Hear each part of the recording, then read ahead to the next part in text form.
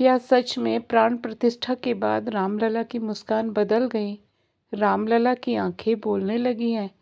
इस चमत्कार ने सभी को आश्चर्य में डाल दिया है। अयोध्या के राम मंदिर में प्राण प्रतिष्ठा की गई रामलला के विग्रह की इन दिनों हर तरफ खूब चर्चा हो रही है। साथ ही सोशल मीडिया पर रामलला के विग्रह की 2 छवि शेयर की जा रही हैं, जिसमें एक प्राण प्रतिष्ठा से पहले वाली विग्रह की, दूसरी प्राण प्रतिष्ठा के बाद वाली विग्रह की।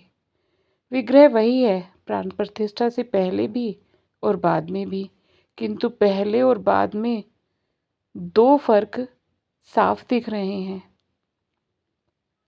गर्भगृह में रामलला की आंखें सजीव जैसी दिखने लगी हैं और उनके मुख पर बाल सुलभ मनमोहक मुस्कान भी निखर आई है। आखिर यह चमत्कार क्यों और कैसे हुआ? और ऐसा हुआ तो क्या हर राम भक्त ने इस चमत्कार को नोटिस किया है? अयोध्या के राम मंदिर में प्राण प्रतिष्ठा के बाद रामलला की मूर्ति का स्वरूप बदल गया।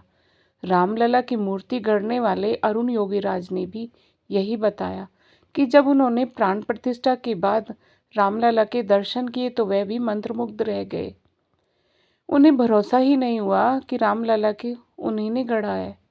दोस्तों, मैंने प्रेमानंद जी महाराज का एक वीडियो देखा जिसमें महाराज जी ने भी एक भक्त के सवाल पर वार्तालाप में बताया कि ऐसा होता है और यह शक्ति है सच्ची भक्ति भावना की। साथ ही सनातन धर्म के मंत्रों में वह शक्ति होती है कि मुर्दे में भी प्राण फूंक दे। और हमारे देश में ऐसे ऐसे सिद्ध संत हैं जिनके मंत्रों के उच्चारण की शक्ति से कुछ भी हो सकता है और भगवान तो भाव के भूखे होते हैं। रामलला की प्राण प्रतिष्ठा के समय करोड़ों भक्तों के जो भाव थे, उनके कारण रामलला के विग्रह के चेहरे के भाव बदल गए हैं। अरुण योगीराज ने यह भी बताया कि वह प्राण प्रतिष्ठा से पहले 10 दिनों तक अयोध्या में ही रहे। उन्होंने कहा कि गर्भगृह में प्राण प्रतिष्ठा के बाद रामलला के विग्रह के भाव बदल गए।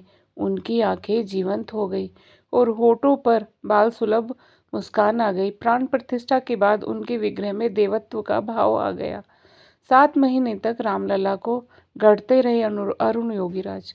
रामलला की मूर्ति 2.5 अरब साल पुराने काले ग्रेनाइट पत्थर से बनाई गई है, जिसे कृष्णशिला भी कहा जाता है।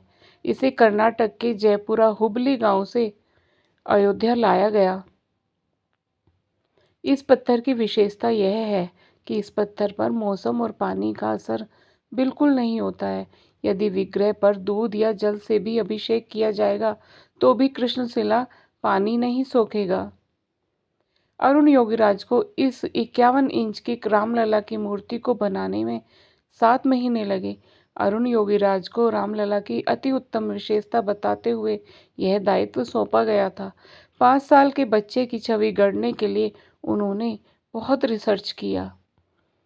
शिल्प शास्त्र की कई किताबें पढ़ी, मुस्कान और हाव भाव समझने के लिए स्कूलों में जाकर बच्चों से मिले, कई स्केच बनाए। कृष्णशिला पर हाथ आजमाने से पहले उन्होंने टेक्नोलॉजी का सहारा भी लिया। अरुण योगीराज इसे बनाने के लिए आधी आधी रात तक जगते रहे। 5 साल के रामलला को बनाने के लिए बारीकियों का ध्यान रखा। इसके बाद भी वर्कशॉप में रखी मूर्ति की छवि और प्राण प्रतिष्ठा के बाद विग्रह के स्वरूप में फर्क नजर आ रहा था। शिल्पकार अरुण योगीराज को भगवान राम खुद देते रहे प्रेरणा। अरुण योगीराज की फैमिली पिछले 300 साल से मूर्तियां बना रही है। उनके पिता योगीराज और दादा वसवन्ना भी कुशल शिल्पकार थे। अपने परिवार के 5वीं पीढ़ी के शिल्पकार अरुण योगीराज भी बचपन से ही पुश्तैनी कला को सीखते रहे। MBA करने के बाद उन्होंने एक प्राइवेट कंपनी में नौकरी की। 2008 के बाद वे मूर्तिकला और शिल्पकारी के पैतृक पेशे में लौट आए। अरुण योगीराज का नाम पहली बार सुर्खियों में तब आया जब 2021 में PM नरेंद्र मोदी ने केदारनाथ में आदिगुरु शंकराचार्य की 12 फीट ऊंची प्रतिमा का अनावरण किया था। अरुण योगीराज ने ही नेताजी सुभाष चंद्र बोस की 125वीं जयंती पर दिल्ली के इंडिया गेट पर लगाई गई प्रतिमा को भी बनाया।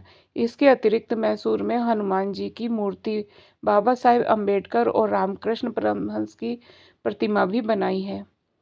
एक इंटरव्यू में अरुण योगीराज ने बताया कि रामलला की मूर्ति बनाना उनका सौभाग्य है। शायद भगवान राम चाहते थे कि विग्रह उनके हाथों ही बने। विग्रह बनाते हुए उन्हें कई बार ऐसा आभास हुआ कि स्वयं श्री राम उनसे यह काम करवा रहे हैं। अरुण योगीराज यह रामलला का विग्रह बनाकर अति प्रसन्न है। वह कहते हैं, यह तो श्री राम प्रभु की मेरे ऊपर विशेष कृपा है। दोस्तों, मेरे द्वारा यह पूरी जानकारी इंटरनेट के आधार पर तथा न्यूज आदि सुनकर दी गई है। आप सभी को यह जानकारी कैसी लगी, कृपया कमेंट करके अवश्य बताएं। और यदि जानकारी अच्छी लगी हो तो वीडियो को लाइक करें, शेयर करें और चैनल को सब्सक्राइब करें। और हाँ, बेल बटन को क्लिक करना ना भूलें। वो इसलिए ताकि मेरे द्वारा अपलोड किए गए नए वीडियो की नोटिफिकेशन सबसे पहले आपको मिले। जय श्री राम।